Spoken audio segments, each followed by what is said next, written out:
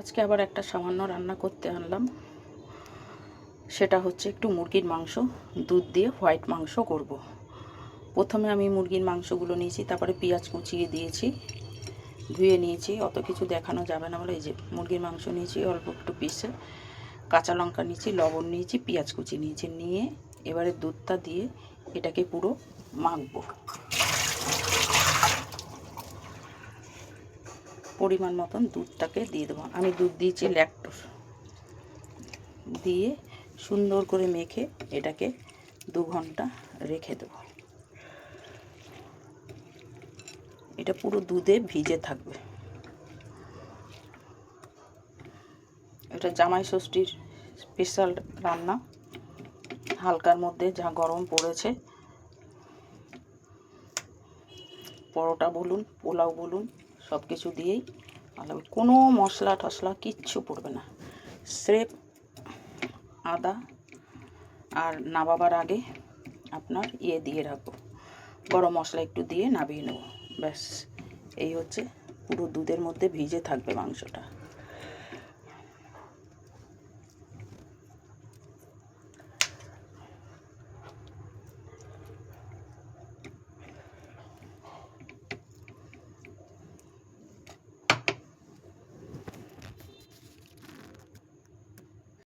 কড়াইতে আমি তেল দিয়ে দিয়েছি। এইবারে কড়াইতে সামান্য তেল, বেশি তেল লাগবে না। আমি এবারে দই একটু নিয়েছি, তার ভেতরে আদা আর তেজপাতা। মাংসটা পুরো হোয়াইটের মধ্যে হবে, একদম কোনো কিছু লাগবে না। কাঁচা লঙ্কার ওপর পুরো রান্না।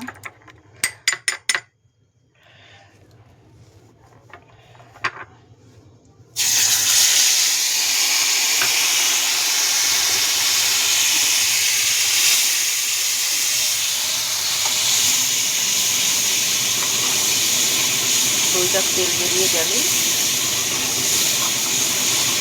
মাংসটা এবারে দিয়ে দেবো।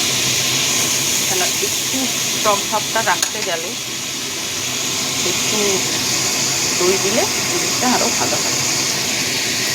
খুব শর্টে রান্না, খুব সুন্দর রান্না। এই রান্নাটা যদি করে খেতে পারেন খুব ভালো।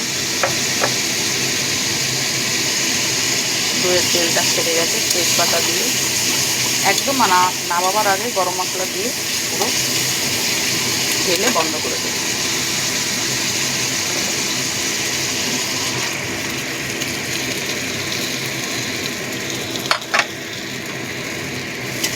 বসাতে না বসাতে এত সুন্দর স্মেল বেরিয়েছে না, কল্পনা বাইরে।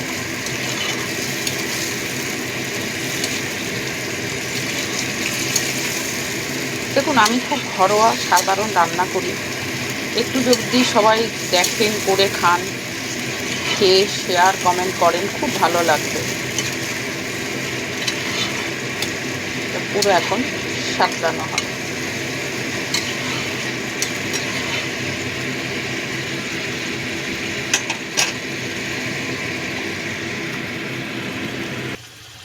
দেখুন, মাংসটা কষাতে দুধেরও তেল বেরিয়ে গেছে, দইয়েরও তেল বেরিয়ে গেছে। এবার আমি সামান্য জলটা দেব। জলের মধ্যে আমি আগের থেকে ওই দুধের বাটি ধোয়া জলটাই দেব। তার ভেতরে দিয়েছি ঘি আর গরম মশলা, যতটুকু যার মাংস হবে। এখানে আমি 1 চামচি ঘি দিয়েছি, একটা এলাচ, 2-3টে আপনার দারচিনি। সেই রকম হিসাবেই আপনাদের যতটা পরিমাণে হবে দেবেন। আর যদি মনে করেন 1.5 কেজি 2 কেজি মাংস, তাহলে তো হাফ লিটার দুধ। আর যদি মনে করেন, আমার এটা যেমন 200 গ্রাম দুধ রয়েছে এই ল্যাকটোতে, কিন্তু আমার কিন্তু 200 গ্রাম লাগে না। ঠিক আছে, সেইভাবেই রাঁধবেন আর কি।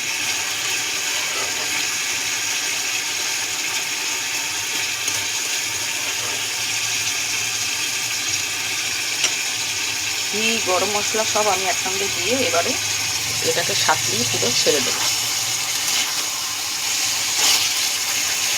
একদম ভাজা ভাজা হবে, ওইটুকু জলের সিদ্ধ যেটুকু হওয়ার হবে।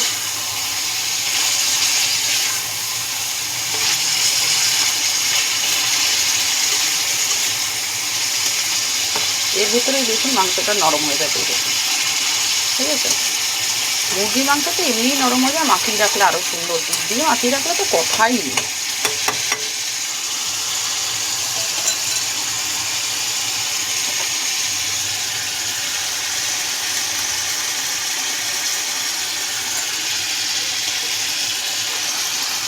এবারে জলটাকে আমি ঢেলে দিয়ে ঢাকা দিয়ে দিই।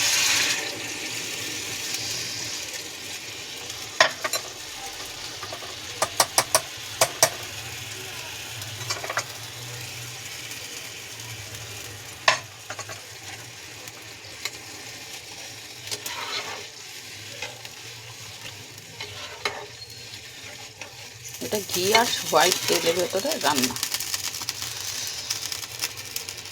অপূর্ব গন্ধ বেরিয়েছে।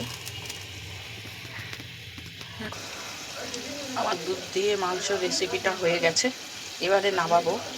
তার আগে আমি একটু গোলমরিচ ছিটিয়ে দিলাম, দিয়ে নেড়ে চেড়ে নামিয়ে দেবো।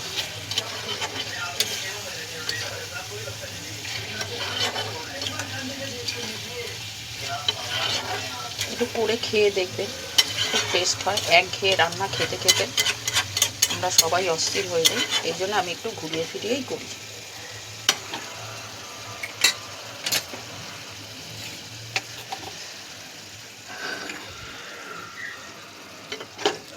ঢেলে দেবো।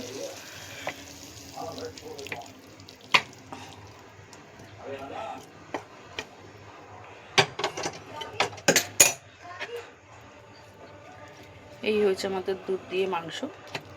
বেশি একটা, এটা যতটুকু বেরিয়েছে তেল, এর কিন্তু কোনো জল ফল কিচ্ছু না। এবারে এইটা রুটি হোক, পরোটা হোক, পোলাও হোক, যা দিয়ে খাবেন সবটাই ভালো লাগবে। সবাই ভালো থাকবেন, সবাইকে সবাই ভালো রাখবেন, লাইক কমেন্ট করবেন, করে খেয়ে দেখবেন দুধ দিয়ে চিকেনটা কীরকম হয়। পাঁঠার মাংসও করা যায়, আর খুব সুন্দর সিদ্ধ হয়। এই দেখুন, এই দেখুন, বুঝেছেন? দুধ দিয়ে মাখিয়ে রাখলে অপূর্ব সিদ্ধটা হয়। আমি এটা খুব ভালো দেখেছি খেয়ে।